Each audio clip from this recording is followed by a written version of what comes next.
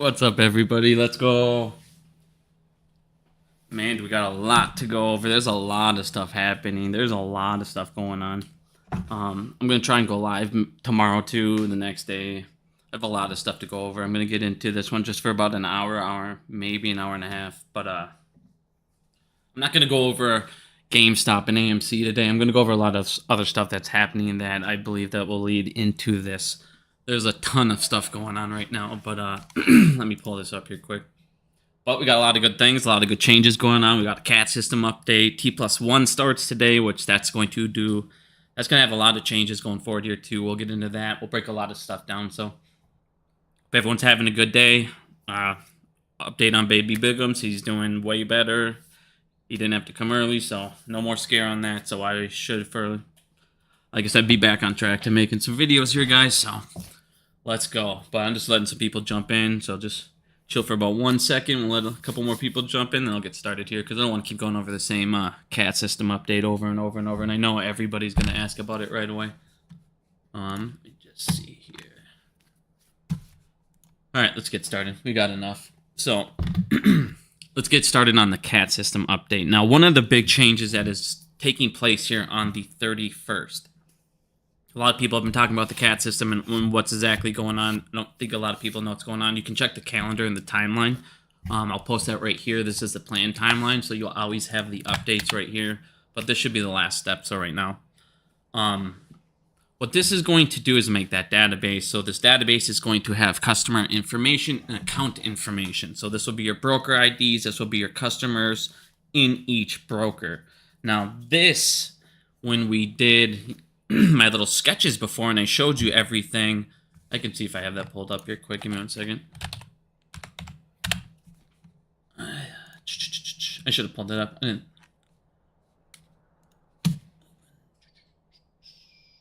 think it's this one. Yeah, so this one right here. All right, so the CAT system, I told you, is going to break everything up and all these trades into these certain categories. Well, now what's going to happen is you're now going to have customer ID and you're going to have the broker ID. These tabs are now going to go live.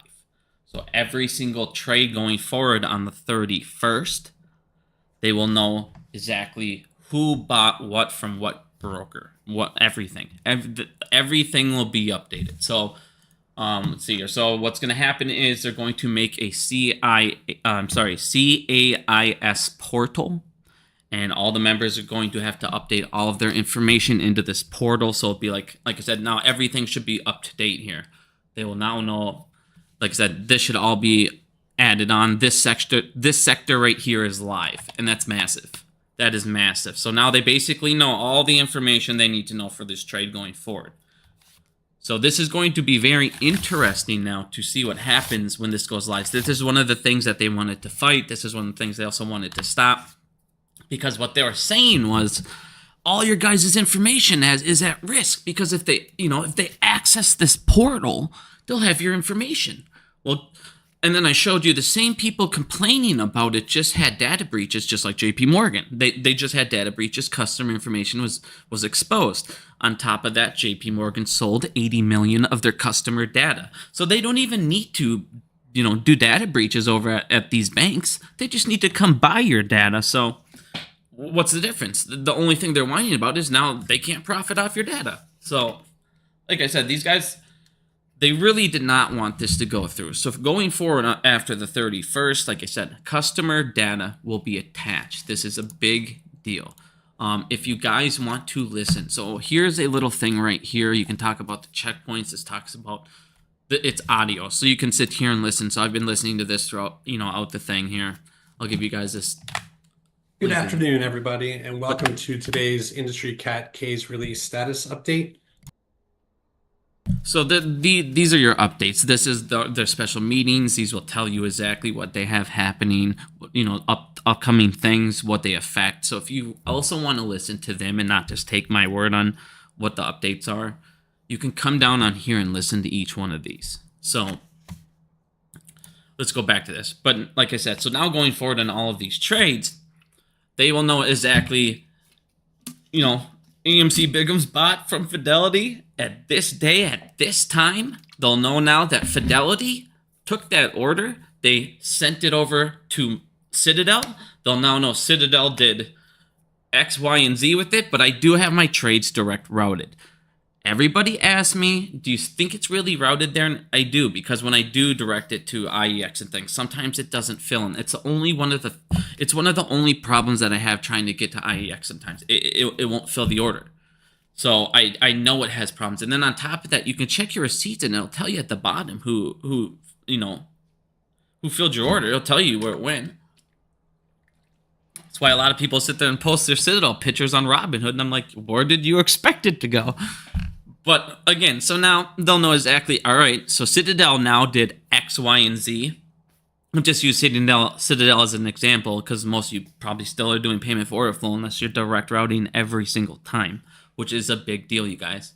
Again, you're taking money away from the market maker. You're taking liquidity. You're taking routing away from him. That's good. You want to do that as much as possible. So again, now they'll know what Citadel does with his exact order, because that will now still be attached to Citadel. Now they'll know, okay, Citadel has T+1. And the other thing they were trying to fight was the exemption status. But that didn't go through yet either. So now they'll know, did Citadel mark this as an exempt? What did they do? Are they using Market Maker Rule 3B? Well, guess what? Now they'll know that. So now they'll have the timestamp. All right, well, your clock starts for this order now. And that's what they wanted. And that's the big deal about this CAD system. Is now, that's why I told you guys for this, like, changes everything. Because, I know a lot of people will be like, if the SEC, are they going to act? But here's the thing. I feel like they kind of have to. Because your only excuse before, it was too costly. We can't send agents out there. It takes too much time, too much resources, too many people out of the office. They're sitting there for a month and a half trying to go through these documents. While they're going through the documents, you know that corrupt company is sending them this way, sending them that way, just to stall, and they don't have the resources. So that, okay, I understand. If that's what you want to say, okay. Does it make sense to me? No, because, okay, I feel like at one point, because this is how I feel the SEC should be ran, and it's this simple, and it's this stupid that it's not. The fact that they say we can't spend the time, money, and all this because it's not worth it for us. Well, okay, so what you do then is you make it worth your while. That's how it should have been the whole time. When you sit there and give them these fines, why are you giving them pennies on the dollar? No. What you should do is say, all right, you just broke a major violation, and it's your 258th time doing it. What we're going to do is fine you, I don't know, a rate of 100 times what we should, because guess what? This is your 300th fucking fine, which all of these banks seem to have, no problem. So when I commit 300 felonies, as the more felonies I commit, doesn't the crime get greater, or doesn't my punishment get greater and greater and greater? Okay, so the SEC should have said, all right, well, for JP Morgan as an example, you have 278, you guys, breaking news update, JP Morgan Chase just got another felony, which they had to admit to, and they actually had to pay a fine. Didn't even get the acceptance waiver and consent. So now they're at 279 felony crimes. Congratulations, JP Morgan. I'll be here with you until you reach 300. I'm sure you'll reach it very soon. Now, let's keep going. So these guys were all crying because, if you start marking our exemptions, you remember the gray area? They can always sit there and self-report, and they can say this, and then they can say this, and they can extend time, or they can report this, and they can fake all of this. With this new thing and with this exemption here, they know when the clock starts. They know when you should finish it. They know all of this. They know everything. It's now at the tip of their finger. So when they sat there and said we can't go in there because they sit there and they'll send us boxes and boxes of useful shit just to delay us and waste our time and push us this way. You have it at the tip of your finger. It doesn't cost you a penny. You don't even need to send anybody to the office, period. It's right there. This is what they didn't want. This is what they were fighting. We cannot allow customer information because now they know Bob over at Fidelity bought this order. They know exactly who bought it, when. Fuck. On top of that, we didn't win our exemption case. Fuck. Now they know when our clock starts on market maker exemptions. On top of that, like I said, it doesn't cost them anything to go after them. It's right there. All they need to do. I told you guys about the flags. I told you guys about the red flags and how each time this trade goes through, it'll have the 4 pings, and any anomalies will come up as a red flag on the trade. So the second any kind of corruption of any type happens, it will be flagged. Okay? So now, when they pull up JP Morgan Chase, they can sit there, and because, like I said, I'm a programmer. It's not, it's obvious. Now you go to the top, you hit filters, you pick a customer. So you'll pick JP Morgan, you click filters, you click, how many alerts have they set off, and boom, they're right there. Now you can sit there and look at the entire list of what they just did. You can watch them front run. You can watch them do anything. You can watch them reroute, do whatever they tried to do. You watched it. And it took you 10 seconds because you just pulled up every flag. And now somebody, I can tell you, if I have the data in front of me, I can tell you exactly what they're doing to the T. I could tell you exactly what corruption they're doing. It would take me seconds. I could do cases. If I worked for the SEC and I had this information in front of me, I could literally do probably 30 cases in an hour and a half. Because I could sit there and eventually, and you get smarter and smarter and smarter because I know exactly what to look for. If you know exactly what to look for, it's not hard when the data's right in front of you and the flags are right there. Now what's your excuse for us? Because you're already losing you're losing credibility, you're losing everything.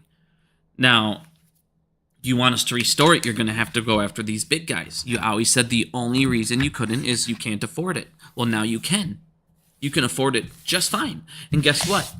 And here's the thing. Here's the difference. Here's the difference now between the CAT system going live and the OAT system. I have all the evidence I need if I'm the SEC to go into a court case. I have the smoking gun at the tip of my finger. How do you dispute data? How do you dispute that? You can't. What are you going to say? Nothing. They have you by the balls. Not only do they have you by the balls, it took them 4 seconds and it costed them 1 employee's salary just looking through the data. That's very easily readable data. And when more and more and more and more people figure this out, there's no way the SEC can't be held accountable at that point because you go, okay, it's at the tip of your finger. It costed you what's a fucking SEC employee? Hold on, let me check. I don't even know. Let me check because I bet I can check it.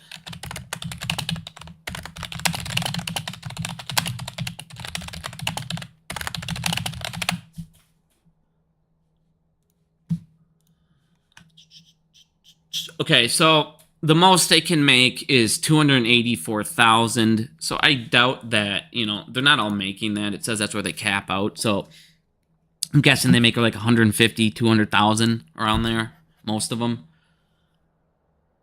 What, break that down in an hour? I don't know. I'm not going to try and do all that math right now. I don't care. It's not that relevant. But as you get my point, it's not that expensive. It's not expensive at all. So your excuse is gone. You have nothing else to say. They can't fight it. There's no lawyer's costs because what are they going to do? Take you to court? That was the other thing. Well, we don't want to go to court because of lengthy battles and they might be able to blah, blah, blah. There's nothing to fight. What are you going to fight? I have you dead to rights. You going to hire a lawyer to fight dead to rights? All right, waste your money. I don't give a fuck. When I fine you, I'm just going to charge you twice as much. Because the beautiful thing is they get to set the fines. So again, these going live is what they did not want. And on the 31st of this month, they are going live. So that is a huge, huge deal. Now, another thing that happened today. Today's trading in U.S. security market is on T+1 now. So this is a big deal. You're going to lead to a lot more FTDs. On top of that, you're going to get a lot more settlements quicker. So these guys are going to have to locate this cash, locate this, assets, their collateral. You're going to have to get it quicker. quicker. Things are going to have to be filled quicker.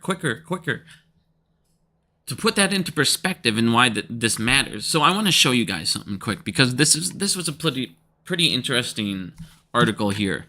So it talks about Wall Street moves to the fastest settlement trades in history, and it talks about what we did in the past, you know, financial crises and things. So instead of when we had all the crises before, it's because people said, well, you know, these guys, they couldn't get the securities fast enough. Well, then why are you selling them? That should have been it should have been the problem right there. That should have been it right there. Okay, you know what I mean? Like, hey, problem is people are selling securities and unable to acquire them fast enough. Okay, well then what the fuck are we doing here? Well, what we ended up doing is we ended up making it, well, instead of fixing the problem, let's just push settlement out. So in the 1920s, when all of this started to come, this whole shit all started in like the 1920s when all this started happening. People were selling shit they didn't own. It was a problem. So people are going, okay, let's just push this shit out to 5 days. Let's give them more time. That's not the solution. That's the worst solution. You give them more time, and then all of a sudden you had another crash. So then they moved it down, and every time they crash, they're like, okay, we can't leave it this high, and we got to move it down, and we got to move it down. Well, duh. Your solution to people not coming up with securities that they don't own but sell was to give them more time to find those securities? What in the hell? And you're surprised it didn't work? Here, I know you didn't get it in time, but I'm just going to give you extra days. I know you're going to take those extra days and be responsible, and you're going to take those 5 days, and you're going to locate that security for me because you're a good guy. You just made a mistake 1,000 times by selling things you didn't have. It happens to everybody. Ask everyone in Wall Street. It happens every day. No problem. You see what I mean? Like what the hell was that? That was your solution to this, was to give them more time, and now apparently, like I said, because they gave them more time, it crashed. Now it comes down, and now they're coming quicker and quicker and quicker. Well, even these guys say right away, this is going to lead to more FTDs right off the bat. Well, of course it's gonna. You're going to see a short-term uptick in settlement fails. You're going to see small segregates of market participants meet challenges. Of course we are. You guys are selling and buying the crap you don't own. Now, there's a whole bunch of stuff we're going to get into that I know people aren't paying attention to, but it's coming, guys. Like, it's coming pretty fucking quick here. So, again, you're getting less and less settlement time. This is going to lead to a lot more FTDs right off the bat, and that means you're going to have price action. You should have price action because those FTDs should now need to be filled. We'll see. I feel like with more settlement time, of course, it should obviously affect price action more. You should see more true price action as well, again, but I see nothing but good things for T+1, and again, these guys will have to come up with that collateral quicker and quicker and quicker, which means they can do less and less and less nefarious shit. But I want to get into something here because I've been talking about this for a while, and the worst case outcome fucking happened. Of course, classic. Fucking classic. Now, if you guys remember, I went over this. It was on the 20 days ago, because this article just came out when I went live that day. And this guy right here, his name was Martin Grunberg. He was voting to keep the endgame rules the same. He wanted to keep the new reserve requirements that were coming up here next year for the banks the same. Now, this is why Jamie Dimon was talking about retiring, because at the time, he was still in office. And if he would have kept these endgame rules in, Jamie Dimon would have retired. Jamie Dimon would have retired, and that's why he sold all of his shares off, because he knew if those endgame rules go into place, JP Morgan is a ticking time bomb. Not only is it a ticking time bomb, its shares will never be worth what it is now. People and their profits everything. It's going to change the entire banking industry, everything. So much. So what do these guys do? Again, if you didn't see this last time, all of these banks paid a company, they paid a big law firm to do an independent review of the FDIC. So in other words, the people that wanted this guy out paid a fucking law firm company to do an independent review of this guy. Well, of course they're going to find something. So they said, oh my God, there's so much fucking sexual harassment. There's so much shit going on in the FDIC. It's up the fucking walls. Everyone knows about it. It's unbelievable. I've never seen this much in my life. It's fucking crazy. There's 108 times the sexual harassment just in the small time I was there. So they wanted this guy out. Suddenly this fucking report comes out that they paid for. So these mega banks now banded together to attempt to stop the FDIC, stop them from going through the endgame rules. And who was at the top of this? Who was at the head of all this fighting it? JP Morgan Chase's Jamie Dimon. So Jamie Dimon was sitting there, I might retire because if we can't get him out of here, I'm fucked. Well, what happens?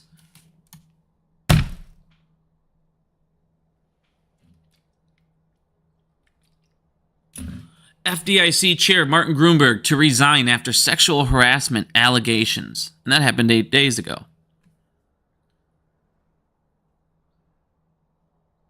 My family is doing well, thank you. Just saw that in the chat. Everybody's home, everybody's healthy. Thank you guys. I appreciate that. We got a lot of love. My wife read it all. It really made her happy. So I appreciate everybody who sent any kind of get well or anything. So I appreciate that so much. It really helped her out. So never thank you guys enough for that. That's for sure. But so now they get this guy to resign. And now they want to put a new guy in at the head of the FDIC that they can determine who. And guess what they're going to do? They're going to change the endgame rules and they're going to gut the shit out of them. The big banks just won the endgame rule fucking debate. They're going to change it. They'll probably make it about 10 to 15. They're going to put loopholes in there for them. They're going to make exemptions for certain banks that have certain amount of deposits. They're going to do a whole bunch of shit now to where, here we go. But I want you guys to understand how they did it, what they did. They literally paid a law firm to find out sexual allegations, apparently that 108 times they gave this guy basically no choice, and boom, strong-armed his ass right out to make sure that they can get their endgame rule fucking changes in.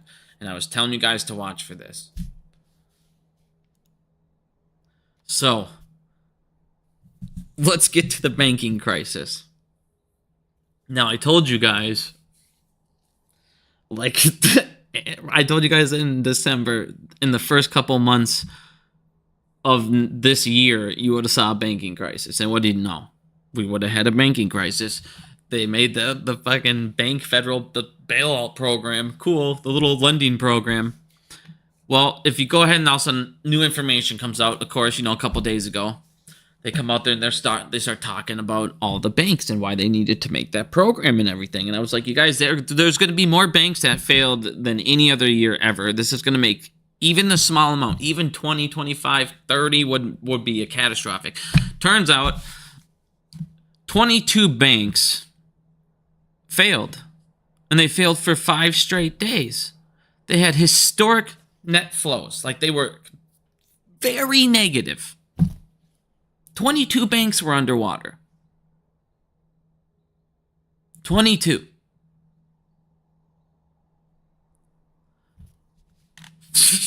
I mean, and then you look over here, and the next thing they're talking about, hundreds of small banks and regional banks across the U.S. are feeling stressed. Duh. And what else have we talked about? Well, 4,000, when they've done a thing of 4,000 banks, they did a survey, 282 face dual threats of commercial real estate loans and potential losses tied to higher real estate and people pulling out. So again, the government basically stopped an entire bailout, but the problem for these guys, one of the things that was happening is New York Bancorp was going to go under, and then you saw, and that was this year, they were going to have another crisis start. You would have seen another one start. New York Bancorp was about to go under, and then you just saw that other bank go under, that other Bancorp go under. I can't remember what state it was from, but that just collapsed too. So you would have had two collapses within a matter of weeks. So what they ended up doing is that Munchkin dude went ahead and he infused $1 billion into the bank.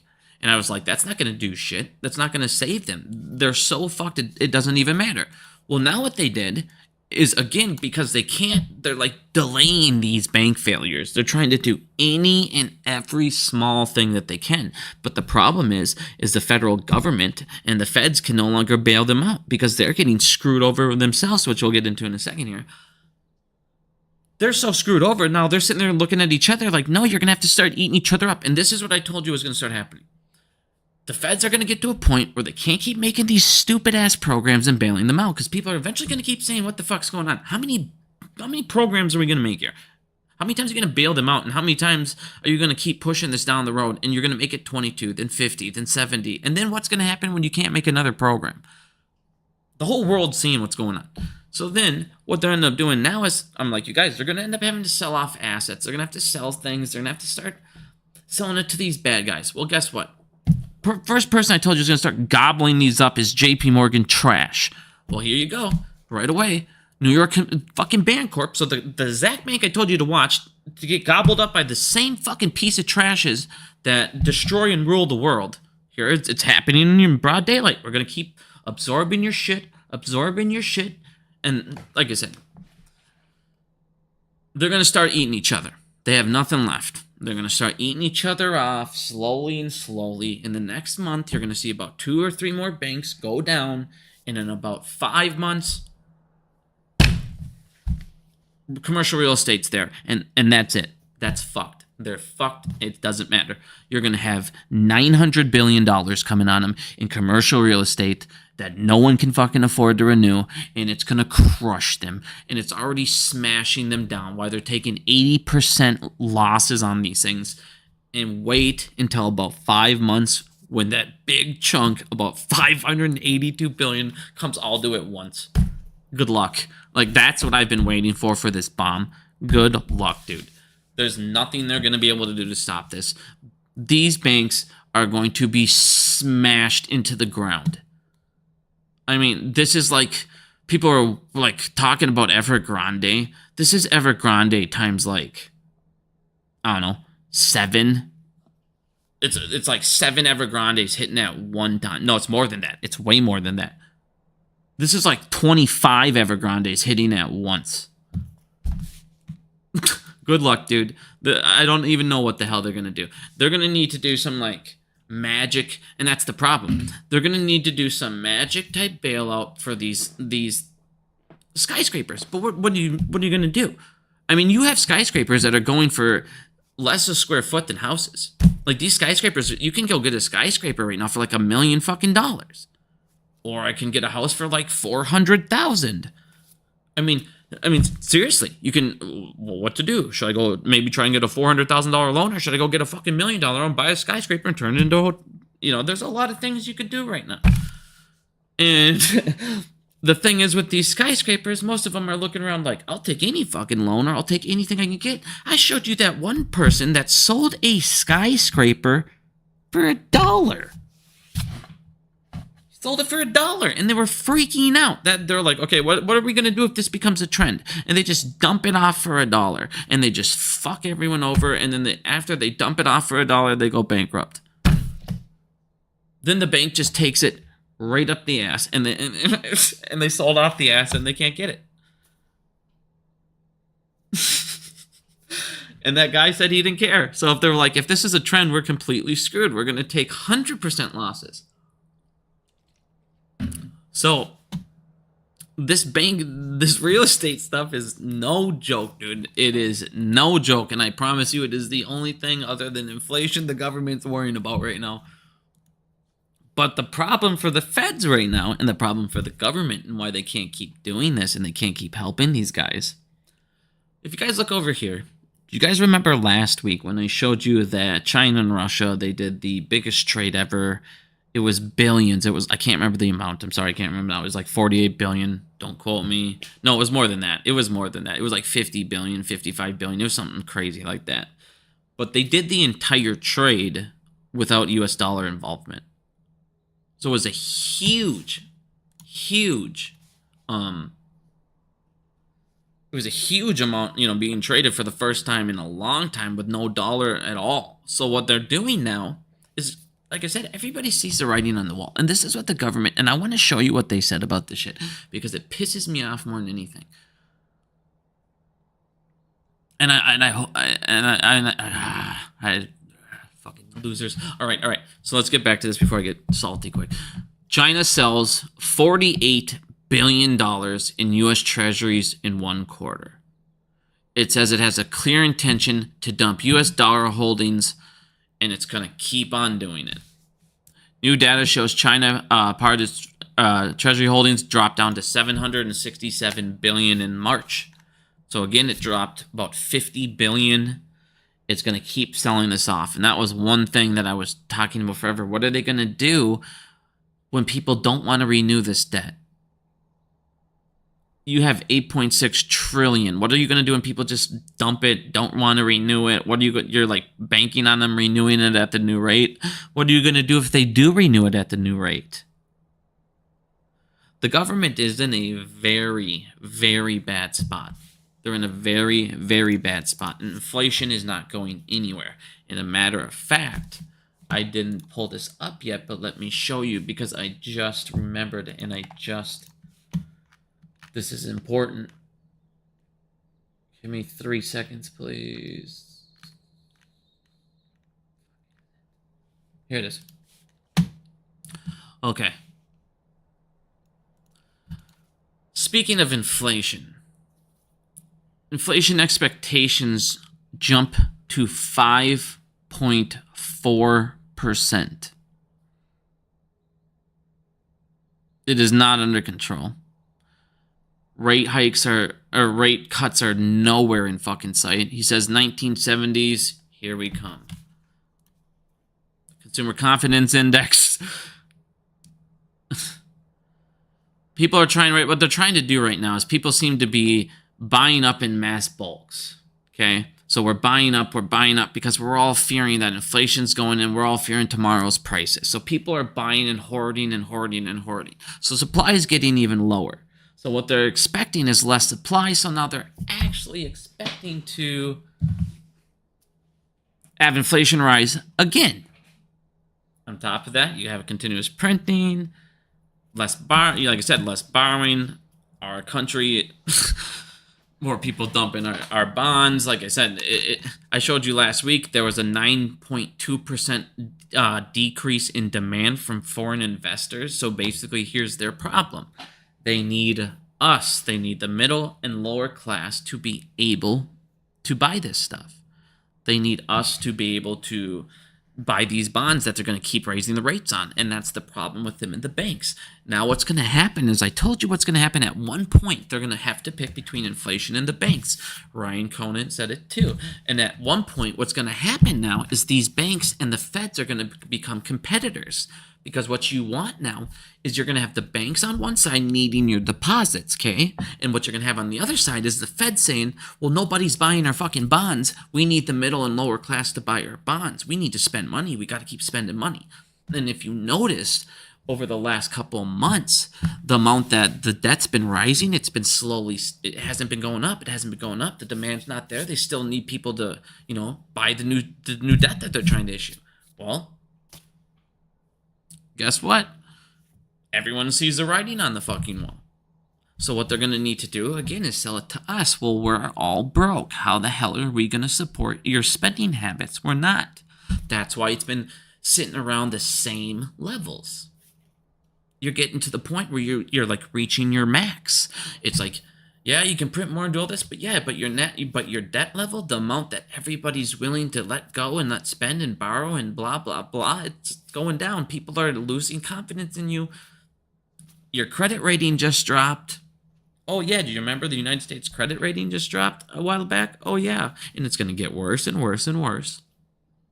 So again, what are they saying? And I want you to see this before I go back, because this is why I hate these fucking people. This is why these guys are fucking pieces of shit. Look at this. JP Morgan analyst. So another piece of shit. The U.S. economy is in quotes, here it's quoted, a selective recession. We're not in a recession, you guys. We're not in a recession. Listen why. It's a selective recession. It's only a recession for select people. Now listen to this. Lower income Americans are struggling to get by, while upper income customers are doing just fine. Us richer people were fine. The lower people are the ones struggling because the wealth gap is so fucking massive. That's why the country can't be in a recession. Because the super fucking rich are so fucking rich. They're doing just fine. They're spending, they're buying whatever they want. The only people it is hurting is literally us. Middle class, lower class, upper middle class. And then what are they doing on top of that? This is why your government's a piece of shit. On top of that, what do?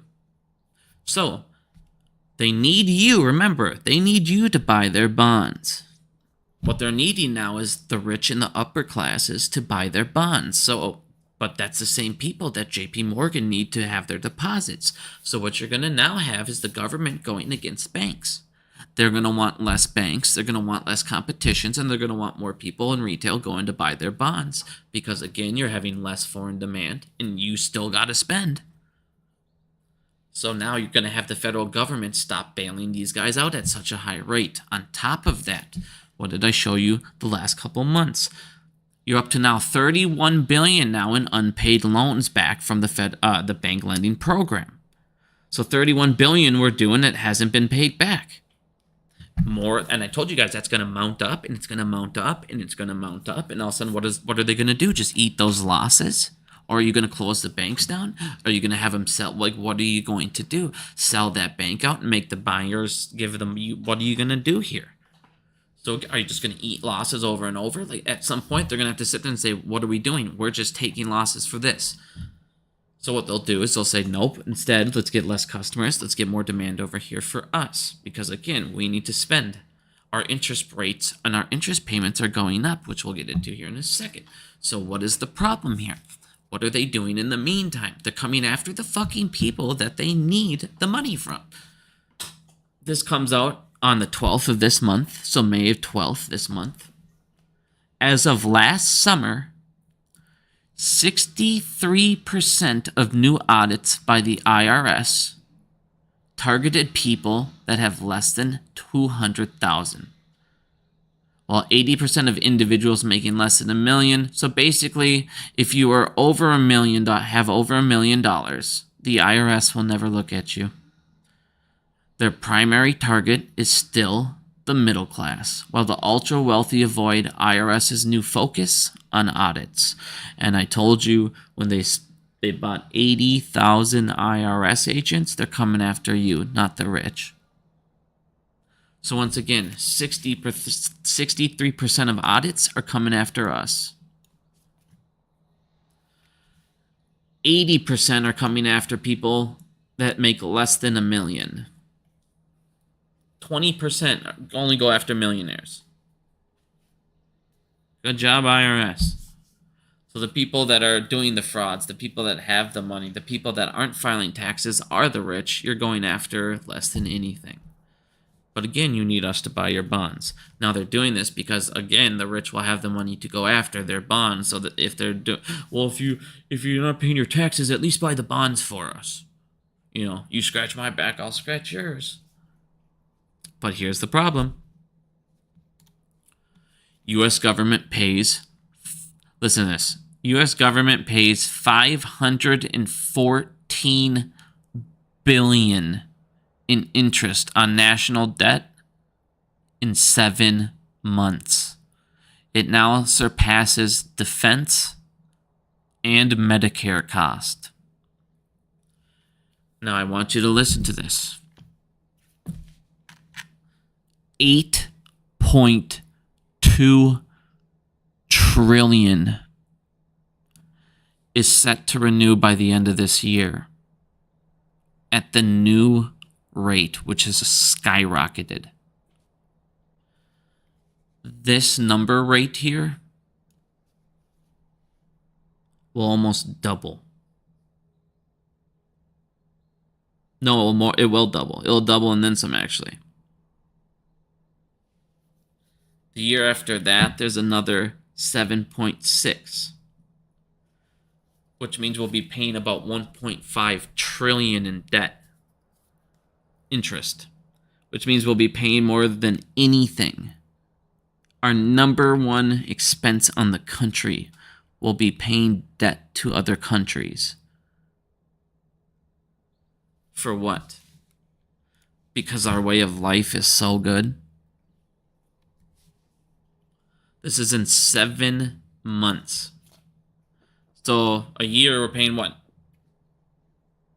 800 trillion plus. So actually that means next year again you're paying about 1.5 trillion then actually. And then it'll go over 2.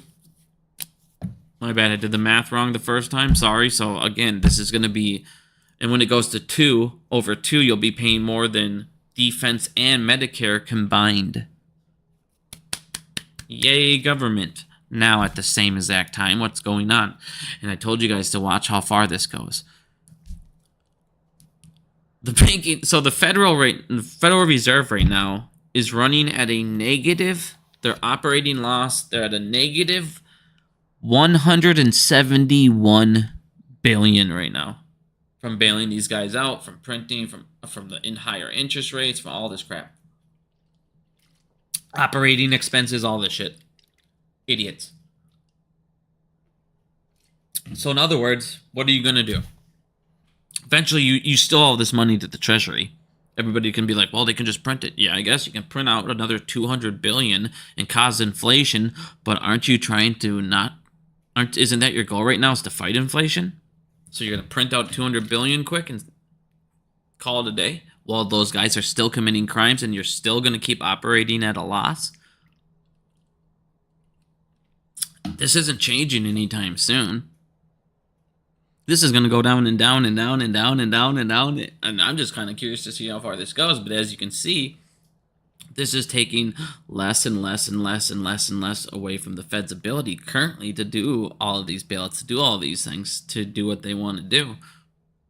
So it's like I said, now they're going to need this demand for these bonds, the Treasury, for them. Like, so they got a lot. It's going to be interesting to see what ends up happening here. But the United States is in for a very rough 5 to 6 months ahead of us. And what do you know? U.S. debt rises 1 trillion in 100 days. The national debt is rising 1 trillion every 100 days. This makes investments like Bitcoin and gold attractive. Of course it does. Of course it does. If you want a stable, if you want something to stay stable or for it to actually, no matter what, increase in value, you would buy gold right now, type thing. Bitcoin, like I told you guys. I mean, you guys do whatever you want. It's never financial advice. My personal opinion, I personally believe that the way I would play Bitcoin, again, is just volatility left and right. I believe that would be personally the best way to do it. But you do it whatever you personally believe is the best way for you. But of course, things like this, crypto getting away from this dollar, because it's getting devalued every second. You're just not seeing it in front of you. And now they already have their next fucking bullshit little time bomb cooking up in the corner, which we'll get into here in a second. And it's like, when's enough for everybody, to be honest with you? At some point, we need people to, we'll get into that in a minute. We need people to start coming together and fighting this shit in a whole different way here, because this is getting ridiculous. We already showed you the wealth gap, how they have more money than all of us, and that's why they're saying at this point they do have more money than all of us. So this is a selective. It really is. It really is a selective recession, because they do have more money than every one of us combined.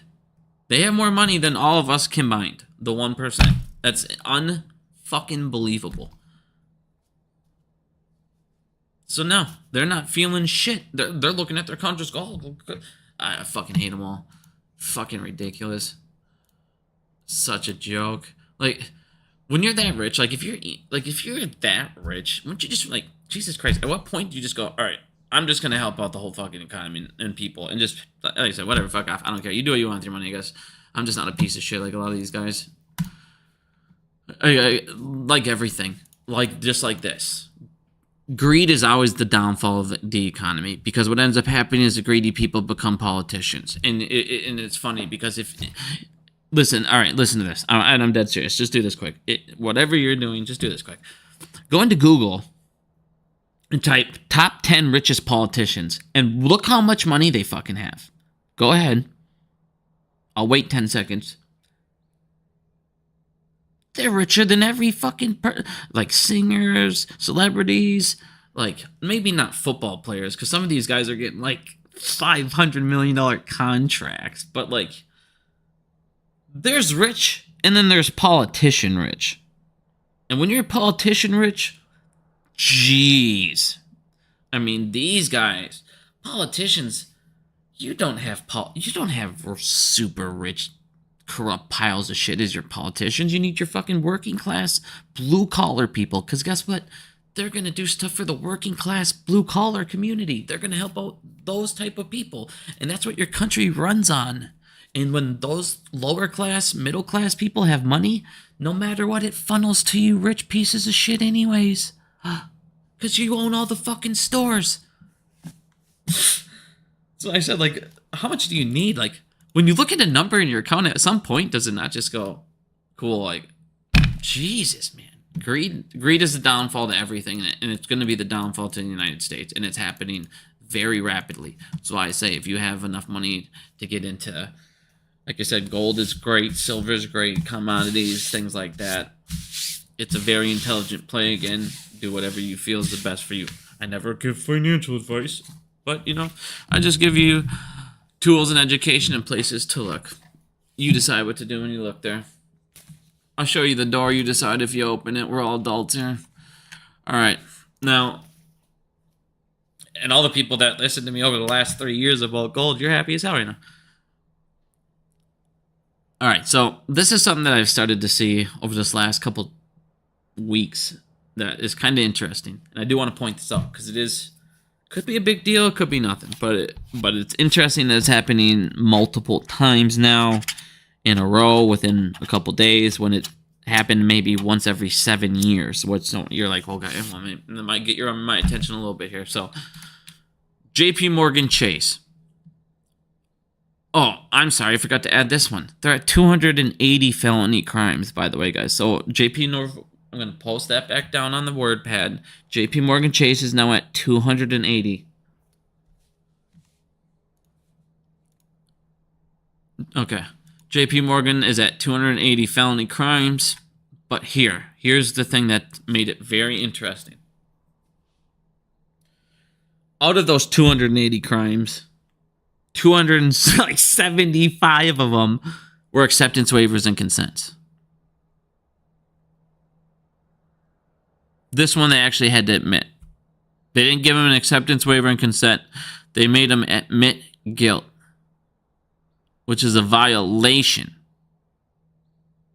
on their record, which means actual harsher penalties and all sorts of different things. They actually had to admit it.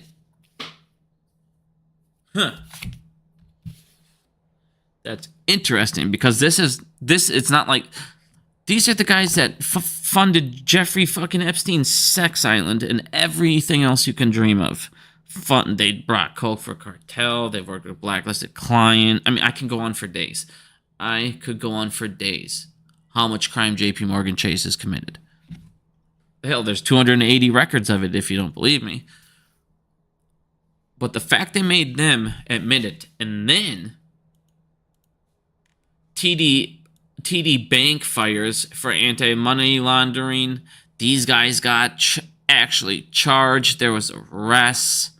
Like, there was no acceptance waivers and consents here, and this all suddenly happens within a matter of a day and a half, and you're like, okay, 2 people got no acceptance waivers and consents, and people actually got fired, criminal charges. The bank's getting fined and had to admit guilt.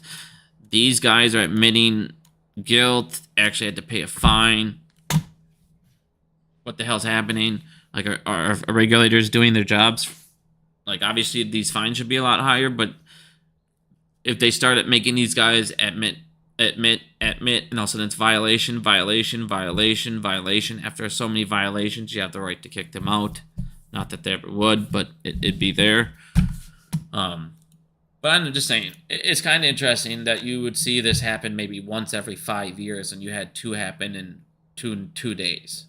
So if you see this pattern going forward, it's something to keep a close eye on. But if it's something that we don't see for another week, I guess at least some criminals went to jail and got some charges finally. But this is something, we're going to get into something next that's a big deal. But this is something that I thought was funny, and we should maybe do. Maybe we all, because we know, I mean, this is, I can't say it. Wow, I want to say it, but I can't. I don't, oh, here, let me word this right. Because, okay, first of all, I don't even, maybe we should, no, maybe I'm not even do this point. Because it doesn't, okay, so maybe I need to look into this more, but here's a strategy. Maybe we could go after them to attack them once. You know, all these people like Doug Sifu and these fucking criminals, they make political donations. Well, look what this thing just did. Major U.S. companies could face lawsuits from their own shareholders. Now listen to this, because this could be a strategy to fuck them up. Major U.S. companies could face lawsuits from their own shareholders for making political donations, according to new legal strategies, progressives and Bloomberg. So, what happens if we all... Because we know retail doesn't move the fucking stock, really. What if we all just bought one fucking share of Virtue, and then we all got together and sued Doug for fucking doing his political donations? Because we know we can find out his donations. I'll go find them out in 10 seconds. Just need one fucking share. Then we'll sue his ass and, hey, we don't like your donation, you fucking cheating piece of shit, because this is how they control politicians, right? So, if you want to control those politicians, let's make them cost you millions of dollars instead of thousands. Because what I learned, it takes $20,000 to buy a politician. That's it. 20 grand. 20 fucking grand, and you can buy a politician. No big deal. So, maybe we all... I don't know. It was just a thought. It was just a funny thought. Obviously, I'm probably not serious with this because there's no way we're going to be able to do it, but, well, we could. But I just thought this would be funny if we all bought one fucking share, a half a share of Virtue, and just we all sued Doug fucking dumbass. Took his hockey team away. I'd love it if he could take his hockey team away. Fucking criminal. But anyways, let's go back into this next thing, because this next thing's actually a big deal. So, this could be another massive, massive, massive bomb. And now all of these people that work in the economy, PhDs, they're starting to talk about it. And I love it because I love how I talk about these things months ago, and then months later, these guys talk about it. And it's just, it's just nice little validation. But let's get into this, because this is a big deal. Huge deal, actually. So first thing that's happening now is I told you guys, when these banks dry up, what are they going to do? They're going to have to run to private firms, private equity, all these private shadow banks, right? They're going to have to go to shadow banks. And when the shadow banks dry up, they're fucked. Well, what's going on now is another little thing's happening in the background that I didn't even take into consideration. Read this. Hedge funds hit by lack of private equity exists. Okay. Failure of private equity firms to return cash to investors is blocking institutions from backing hedge funds. Okay. So all these institutions having bad profits, not getting money, all these people that owed bad debt, all these people, you know, they're no longer being able to back hedge funds. They don't have the money. On top of that, if you come down here and see it, hedge funds seeking to raise money from institutional investors are being rebuffed at that they have lack of cash to give themselves. So institutional investors are running out. They can't go keep investing into these hedge funds. Well, what does that do? That means the hedge funds are going to get less and less collateral and liquidity. Huh. They didn't think about this, did they?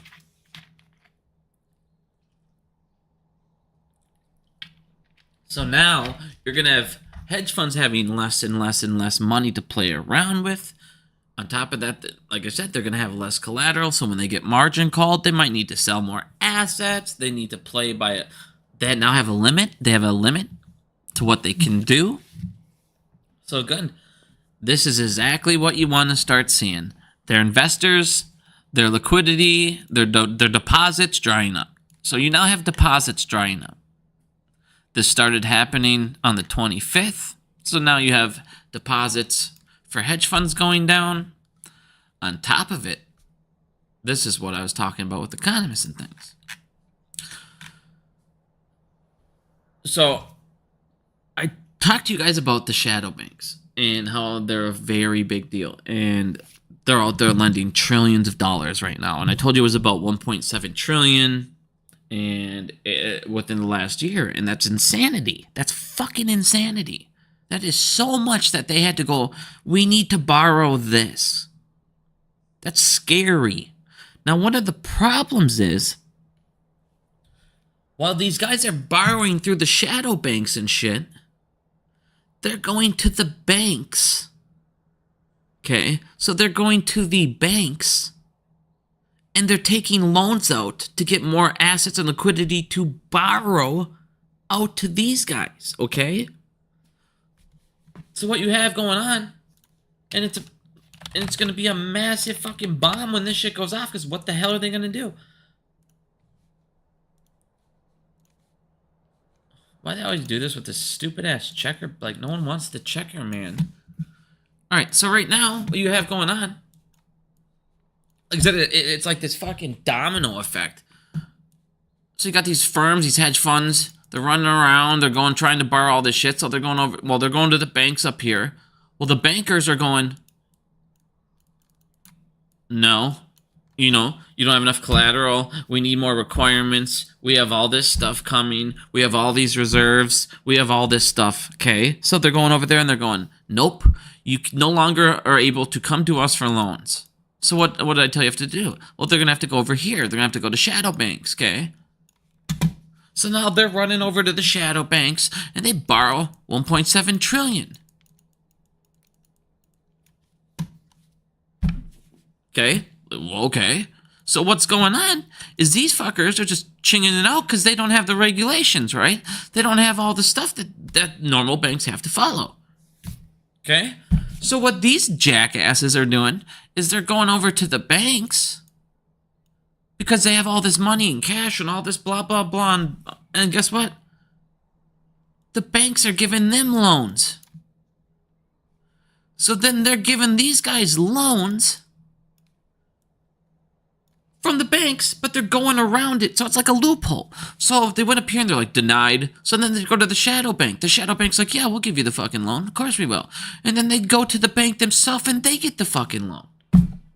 So when the shadow bank bomb goes off, because now these guys are borrowing more than what the shadow banks have, to the point where they're now borrowing from the banks themselves.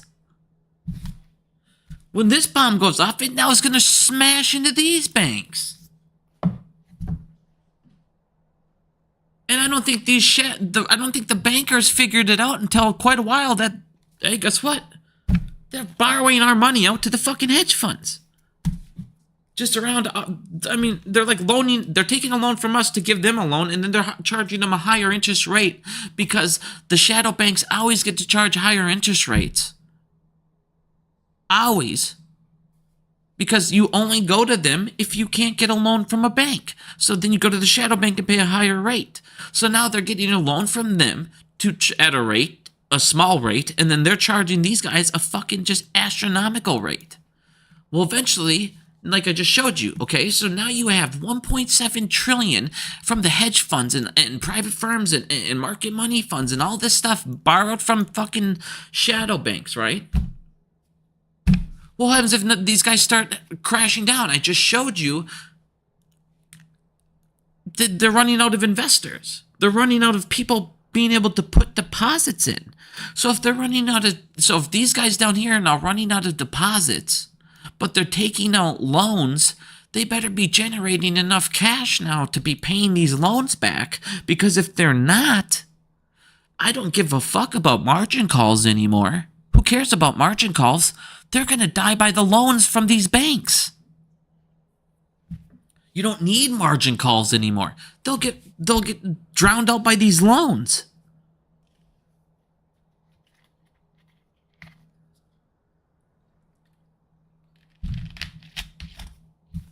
So now you have another massive ass bomb ready to hit the banks. You have, like I said, this is probably like the most important thing in this whole video, to be honest with you. You have hedge funds losing deposits, hedge funds losing liquidity, hedge funds running to the shadow banks at a sum of 1.7 trillion. I'm sorry. It amassed to 1.8 trillion now. It went up another 100. What is that? 100? That's like 150 billion or something here. Hold on. Yeah, so it went up like 100 billion. It's look like, oh, that's a quarter. So it's going up 100 billion a quarter. They're borrowing 100 billion a quarter. But this is something I want you guys to listen to real quick, because this is, I do love Peter. I followed him for a long time. He's a PhD. He's very intelligent. But I do want you to listen to this real quick, because he explains some things as well. So hold on. Cheap loans. And that is where the magic happens. So apparently those traditional banks are lending enormous sums to the shadow banks, nearly 1.8 trillion according to Bloomberg, and growing at 150 billion a year. Essentially, the banks are renting taxpayer bailouts to hedge funds. That means that if a bunch of hedge funds go down, they don't go down alone, as happened in 2008. Instead, they stiff the banks, who then, in turn, stiff taxpayers. When the dust clears, the banks have effectively sold taxpayer guarantees to the highest bidder. Now, an iron rule of finance is that more risk pays more reward, meaning the highest bidder, 9 times out of 10, will be the very riskiest gamblers on Wall Street. So the kind of guy who bets his wife in a poker game now has a big fat siphon directly into the taxpayer bailout kitty. So this is what I'm saying. It's just a massive corruption of every single way, shape, and form, that they just try and bail out through taxes and then say, all right, you're going to pay this, you're going to pay this, we're going to bet this, you're going to cover all this. But it's to the point where their bets are so large that the taxpayers can never bail it out. It's to the point where if you overcharge us even more, you already are in a selective recession. And this is why these pieces of shit don't understand how hard it is for some people, why they're losing their homes, everything, why people are in such debt that they don't know they can get out. There is insanity through credit cards. I was reading something that the average credit card debt is like $10,000. Like, holy fuck. And then these people have like 20% on that. You're never going to get out of that. Like, what? What are you guys doing? And they don't care, and they allowed it to get to that point because at the time they needed money. Now, what did I say? Why did this happen? It was mainly because of COVID. Now, when you get to COVID, what did COVID lead to? What did we go over? The Cantillon effect. Now, what this happens, and just to do it over really quick, once again, what does this mean? This means that when you freshly print money, they freshly printed $6 trillion. What's it do? The first thing that freshly printed money does is it goes to the bankers and it goes to the ultra wealthy. Okay, then those so then they tell you, okay, so I'm the government. I just printed out $6 trillion. I go over, I give it all to the bankers, and I give it to my friends. And then what I do is I tell my citizens, I am going to send you a check. It'll be coming in the mail. You guys just watch for that check to come in the mail. Okay? By the time you got that check in the mail, bankers, rich people, and ultra wealthy already have had their money. They're closer to the printing machine. They took that freshly new printed money and they bought assets. And they made the prices skyrocket. And they gobbled everything up with their free money. And then guess what? You got it, 2 months down the road? So then what they do is entrepreneurial class, people that own businesses, they gave you the PPP loans. You get a little extra. So then you get a little bit more of the freshly new printed money. You get a little bit of a higher level status because you're an entrepreneur, you're a business owner, you're trying to help the economy and better your life. And then everyone else, well, guess what? He already spent his PPP loans and shit. Because a lot of people just took it out and bought there was billions and billions and billions in frauds with that. But guess what? Those billions and billions and billions in fraud raised the fucking prices of things. On top of that, they already bought all their assets. They buy all their assets, and then your $1,400 check came. But guess what? By the time your $1,400 check came, he raised prices by a shit ton because he got a fuck ton of money. He raised prices because he's a fucking business owner. And now you get it with inflation, and you get the pennies and the scraps. He got millions. He got hundreds of millions. He got millions, and you got $1,400. Congratulations. That was COVID. That is what COVID was about. Now, what is happening? And I said that, here's their next thing. Here, they got it loaded up. So today, I posted, I don't know if you guys saw, I don't know if you guys have my Twitter, Moderna finished their second bird flu trials today, okay? Moderna finished their second trials in their bird flu, and they're almost ready for distribution. So what I said, you're going to start seeing people magically getting this. Nobody's had it yet, and all of a sudden people are going to start getting it because what they'll say, the strain was mutated. It mutated. Oh, it's suddenly into people, right? Guess what? 3 days ago, a strain of bird flu is in dairy cows. Well, now it's suddenly in 2 people. And we're ready for our vaccines. And it's spread through milk.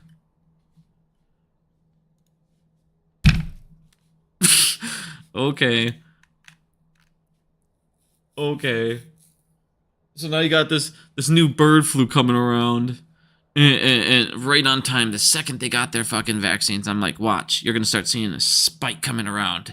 And it's not going to be as big of a spike. But what they're going to do, this is their next bailout. This is all this is. This is their next bailout. What they'll do is they'll say, all this shit's coming. We're going to have to do some kind of like a COVID relief. But it won't be like COVID big. It'll be like 50. It'll be like 100 billion, 150 billion type shit. But it'll be just so they could do this. 150 billion, but it'll just be for ultra wealthy and business class. It'll just be another quick, hey, here's another bailout and here's some new freshly printed money. Go buy some more shit up and cause inflation. But make sure you get richer. That's all it's going to be. But now that they figured out that they can print money with these things like this, they can destroy the world, basically the entire economy, and create monopoly men at the blink of a finger like this, dude. Boom, they will. They're fucking pieces of trash. Now back to this. So, again, you now have banks, tons of banks that should be going down and will be going down here in a couple months, according to all these reports. According to FDIC research, according to their own words, 22 of them should have collapsed. According to these guys, the second that the commercial real estate comes, you have 282 that could basically go down. Like I said, these guys are running out of places to go to. And the places that they've ran to are these shadow banks. And they're the places you don't want to. They're your last resorts. Now, on top of that, they went to what? The same exact hill. And this is something that I've told you to do in the stock market and be wary of. They're going to keep on pumping Nvidia. Okay? They're going to keep pumping their little 7 that they're on, and they're going to try and hold it as high as they can, as long as they can. Talk to you guys about CoreWeave. Now, I'm just going to show you a quick timeline so people can understand. Because I've already went over Coca-Cola, and I went over how they did supply chain financing, and then they did they raised their revenue by $1 billion a quarter, but it was just cooking the books. It was faking it, because what they were doing is they had a bank come in between them and their distributor, and they acted like the bank loan was revenue, but it was a loan. So, what they're doing now over here at Nvidia is about the same exact type of thing. Now, one of the things I want you guys to watch, and just kind of watch this quick little timeline, because this is their #1 thing on top of their hill. When this dies, they die. Now, CoreWeave, I've been showing you guys Nvidia is a scam. It's a Ponzi scheme. They've been basically getting into these shell corporations. They tell people that, hey, we're doing we're giving them a giant amount of money. We're giving them $5 billion, and we're giving them chips and things like that. So then they go out and they get these giant evaluations and all this stuff, right? But in reality, they only give them like 800 million worth of chips, and they give them 4.2 billion in free customer service. But they don't tell people that. It's just a package. Hey, Nvidia's in. They get, and then what CoreWeave does is they get all these giant investors. We got a $5 billion injection in chips from Nvidia, and they open all these shell companies. All these investors jump in. Right? So if you look over here,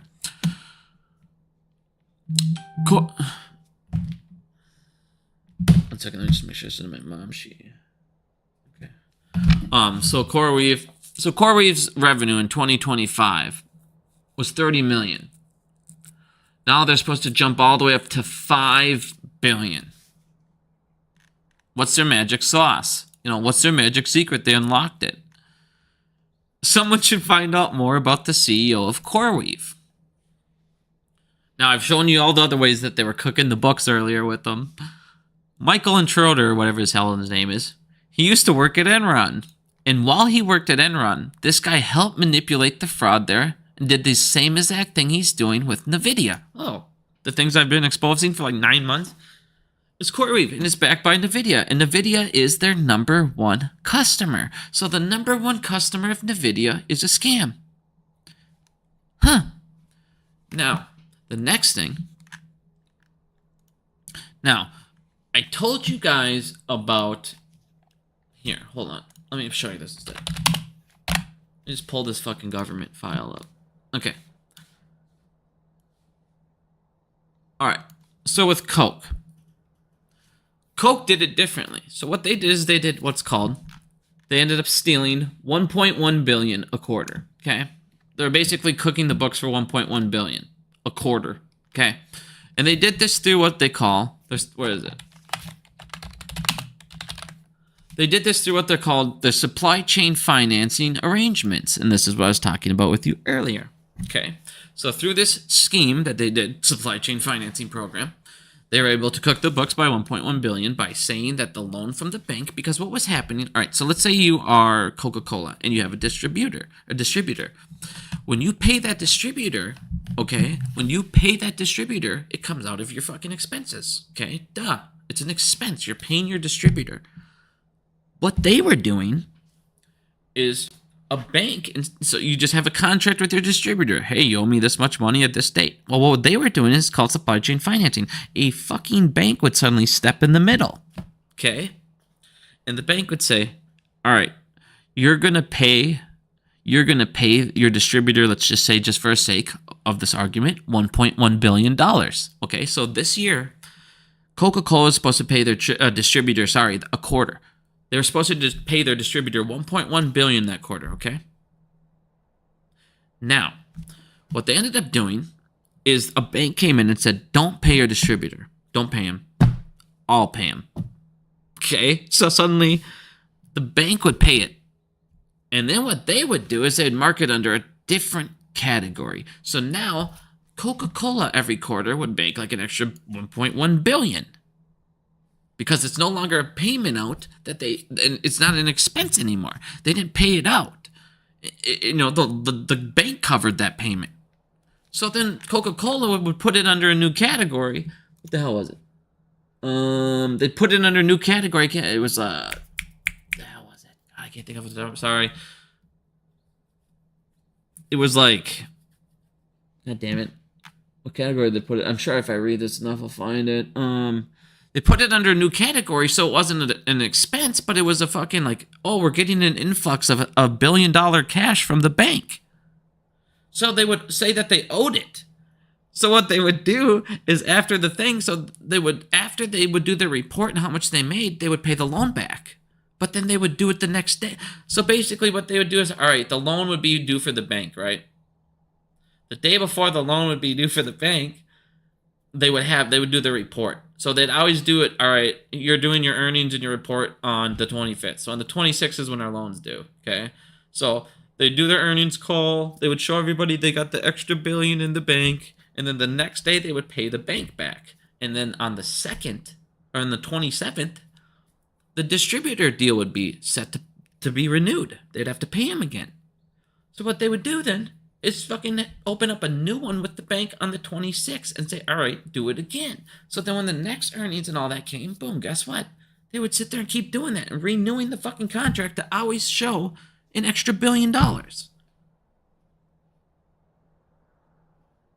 And then the bank would show it as an expense on their books. But then they would just charge Coca-Cola a small fee. But Coca-Cola could run their books. Well, CoreWeave's doing the same thing. But instead of it was like accounts. I can't remember what the hell the category is. Sorry, I can't remember it off the top of my head. Wait, hold on. It's accounts. Their accounts payable category. It was their accounts payable category. The accounts payable category would go up $1.1 billion, which meant they kept getting a loan. But then the loan would disappear and it would never change. And it would always, and that's how they got caught. Because that category kept jumping up, and they're like, how the hell are you taking out loans? Or why are you taking these loans out and then there's never going up, and the price just keeps getting higher and higher and higher, but it's the same fucking loan and it's getting renewed every couple months. And then eventually they're like, oh, okay, duh. So then they found out they were cheating with their accounts payable. These guys are doing basically the fucking opposite. They're doing it with their accounts receivable. So right now you got Nvidia who's cooking their books with their accounts receivable, which means that they're doing all of these quote-unquote sales, but they're not receiving any of the funds. So they're giving all these chips out, and they're saying that, oh, we get all this money, it's income, it's all coming in, but it's not came yet. So they're cooking their books by counting the stuff that they haven't got yet, the payments they haven't got yet as payments they've received.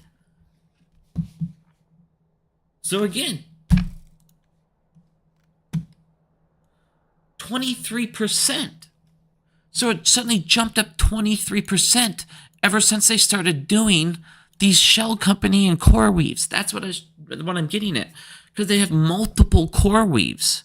So they're doing all this stuff, giving out all these chips, blah, blah, blah, selling it to all these shell companies. The shell companies are not paying them, okay? So what Nvidia's doing is, all right, I have a shell company. Here, let me show you. It's very simple. Let me show you. I'm going to show you the scam, and it's very simple. Okay, it's very simple. I'm going to explain it with a picture because I can put it very simple. Okay, so let's say I'm Nvidia. Okay, I'm Nvidia. So I'm Nvidia here. I'm the scammer. Okay, go away, little unicorn. All right. So what he's doing?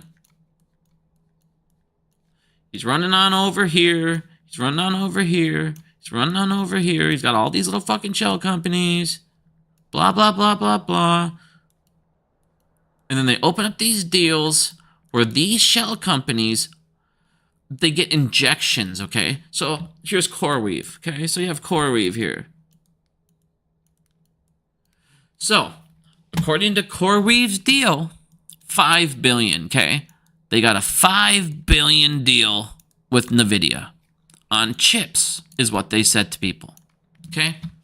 In reality, when you broke the thing down, it had 1.2 billion in chips. It had 3.8. It was like services, cloud crap, cloud, all just stupid shit. You know, like customer fucking support, just stupid stuff. Stuff no one cares about that they'll never use, okay? So then CoreWeave gets, you know, hey, we have a $5 billion evaluation. Okay? Well, they have a deal with CoreWeave that they're also not telling people. Okay? So they have a deal, but they're not telling people's CoreWeave's fucking people. You know, their investors, they're, hey, we're doing a capital raise quick. They're not telling them this shit. So CoreWeave actually owes Nvidia for this injection, okay? So now, these investors come over here, and they look at CoreWeave, and they say, hey, CoreWeave has $5 billion, and they have a deal in chips with Nvidia. So Nvidia's already injected $5 billion into the company. So they're thinking this is fucking like cash. No, it's not cash. They gave him $3.8 billion in cloud services and shit. It's just like what Microsoft is doing. They gave him $1.2 billion in chips in cash. So they're over here boasting they got all this shit. So they got a high evaluation. So these guys are coming over here thinking they got all this, so they're putting in large sums of cash. Because they think this is backed by Nvidia. Well, Nvidia over here, on the meantime, cooking their books, saying they're getting all this money, is changing over to, or they're putting all this stuff over, yeah, we got all this money, but it's all still owed to us by these fucking CoreWeaves. So what CoreWeave does now is they hope to get enough investors to inject into CoreWeave and this business, okay, to where they can now pay back Nvidia. Well, Nvidia is doing this with multiple people. So now, what you have going on, what the fuck is it?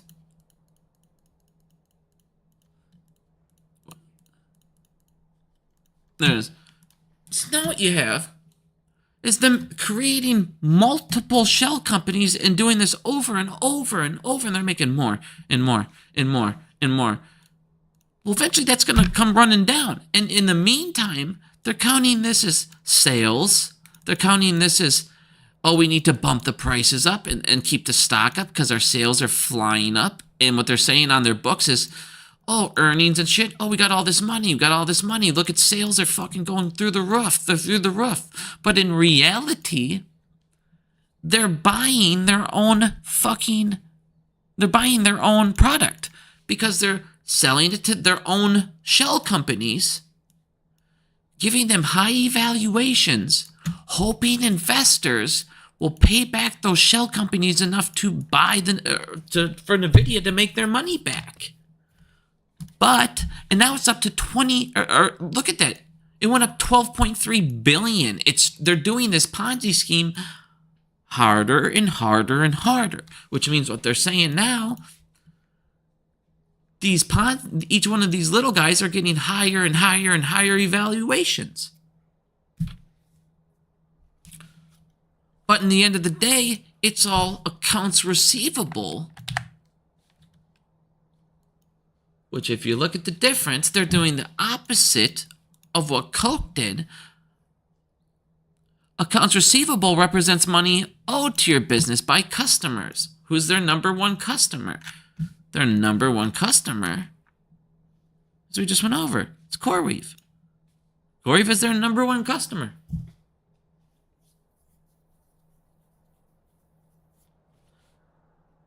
So they're just scamming people with shell companies. And everybody's taking Nvidia's word.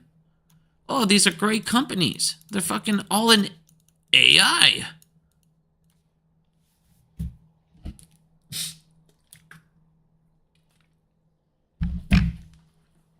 But eventually, the investors are going to stop coming around.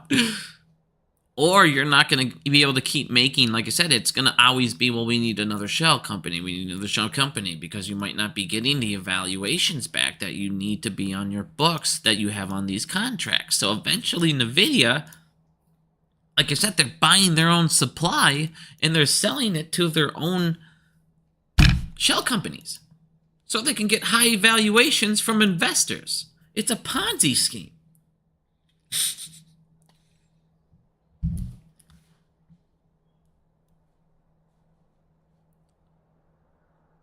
I don't know why you see this yellow line, because I don't see this yellow line. And it shouldn't even fucking be there. My OBS doesn't show it.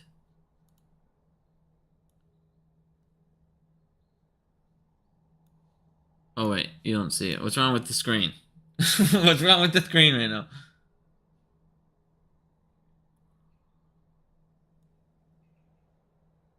Is it too big or what? It's probably too damn big, dude. I just switched it when I went to my cabin, and now it's all fucked up. I hope it's hopefully you guys can see it better now.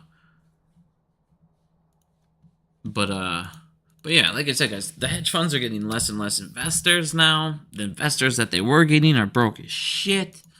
These shadow banks are starting to crumble, and when they start crumbling, well, they've been getting bailouts by the banks themselves.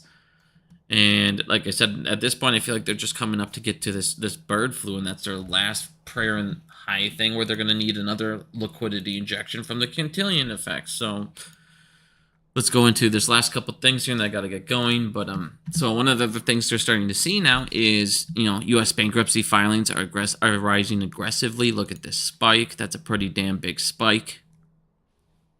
Again, you're going to start seeing this get smashed and smashed and smashed, which means less and less taxes, less and less middle class being able to buy these bonds for these guys, less and less deposits in banks. So it's, again, going to get insanely interesting at this point. And like I said, I just hope everybody's being very, very, very safe. Now, if you guys look over here at credit cards, one of the things I was talking about before, your average was like 10 grand, dude, and these people are paying like 20% on it. It was something insane. 21% is like the national average now. Well, you guys are now seeing people are not only maxing out their credit cards, you now have people defaulting on them. Defaults went from 3 to 6.8%, which does not sound like, or I'm sorry, it went from 3% to 6.86%. Sorry. Where the hell? There we go. Sorry, it went from 3% to 6.86% on defaults, and these are seriously delinquent. This is not like, oh, they missed 1 month. No, these are, hey, they've missed 3-month payments. So 90 days behind. So the fact that you're seeing double what it used to be, again, this is a big deal. You guys saw that the national total for credit cards actually went over 1.1 trillion. So when you have 7% of 1.1 trillion defaulting, that adds up pretty damn quick. We went over the Cantillon effect. The last thing I want to go over quick is the housing market, because a couple of people have asked me about the housing market, and I have some data to show you how bad it is. So right now, housing supply is up. Total housing supply is up 35%, which means, that's a lot. The housing supply, you're getting a lot of defaults, and that's where all the supply is coming from, defaults. But the problem is it's all these people defaulting on higher brand new houses, because of course those are $420,000, $430,000, and no one can afford them. The payments are ridiculous. You're talking like $2,700, $2,800 a month. No one's buying that shit. So what's happening is those people are now starting to default pretty rapidly. Housing prices from their 22 peak, that was 2 years ago, when it was at 480,000, have dropped to 387,000. But if you guys look right now, demand for housing actually has its biggest decline since February. So what's going on right now is demand and price are dropping. Now, what does that tell you? If you come down and look at the bottom here, because this tells you exactly where things need to be in order for people to be able to afford houses again. it shows you where your crash needs to go. Now, if you look at your median ask right now is $420,000, but your median sold right now is $387,000. So you have a spread of about $33,000. So people need houses still to drop about $33,000 before they're able to start affording them, or they're going to need rate cuts before they're going to be able to afford houses. As you guys can see, like I said, people are asking for $420,000, but they're getting $387,000. So there's still a giant gap in between affordability here. Even though you have prices dropping down, you saw rates were going up. We're actually back over 8%. When you get over 8%, even with the drop, with that high of a number, you're not going down as much as a payment as they need it to go. So again, you got quite a bit of a spread right now for what people want, what they need, and what people are able to afford. So I still don't see the housing market. I see it dropping and dropping and dropping. So right now, if you're still thinking about any kind of housing, waiting would not be the worst idea. Because again, you can always refinance a loan when the rates drop in the future, but what you can't refinance is a lower price. So something I, been talking about before. So I mean, this still is going to need to come down, and it still will come down, because again, we're getting poorer and poorer and poorer. So the people that are able to afford it, that price is dropping and dropping and dropping. Again, this also shows you, because you have a 387 median sold, the people cannot afford the average house, these 400,000, these brand new housing. So that is why I said all of these total supply is new housing. Now, this is why I also showed you that production in housing market is slowing down, because again, they're doing more and more of these jobs on these brand new houses, but they're not selling the old houses to pay their workers.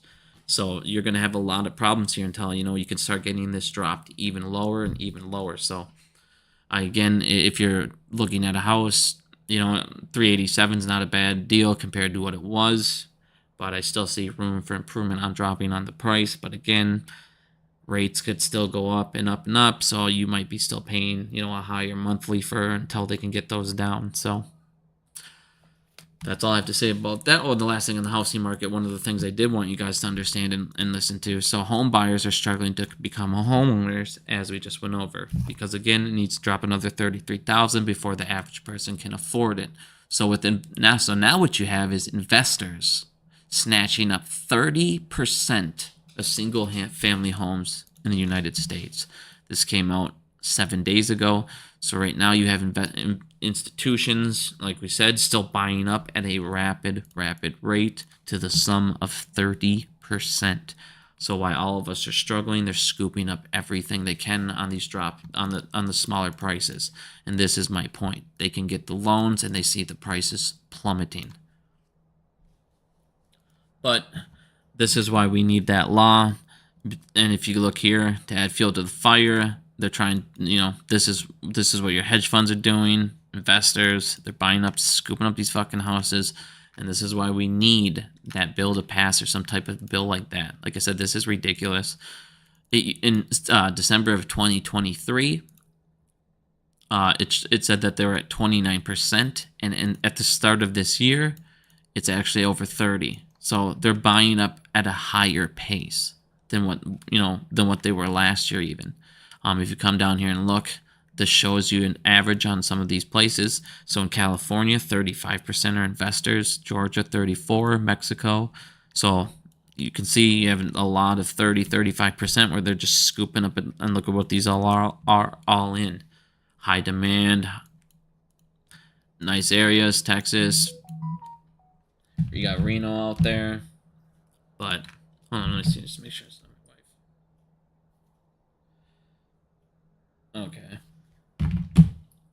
it's still wifey's. So I'm gonna get going here though, guys. I'm gonna be on again tomorrow. I didn't talk about GameStop. I didn't talk about AMC or anything like that today. I got a whole bunch to go over for those things. I got a whole bunch of stuff to go over that I didn't get into today. I didn't want to hit you guys with the whole bunch. Obviously, I've been gone for a week here, so. Oh, and the last thing here, I just want to show you, half of U.S. renters are renting above what they can afford. And this is another thing. This is another thing that is opening up, is all these places where people bought them and they're renting them out. This is another reason why a lot of these people you're seeing the supply go up as well, because renters they're leaving. They can't afford their. I mean, look at how bad this is. Percent of cost burden 20, 30, 40, 50%. Look at all the red areas. No one can afford anything. Look at that. That's rent. People, the red, no one can afford, but they're living there, but they can't afford it. It's 50% of their budget. Fucking insanity, dude. It's insanity how people are living right now. But thank you guys for listening. I'll be on tomorrow on the same time. Thank you and have a great night.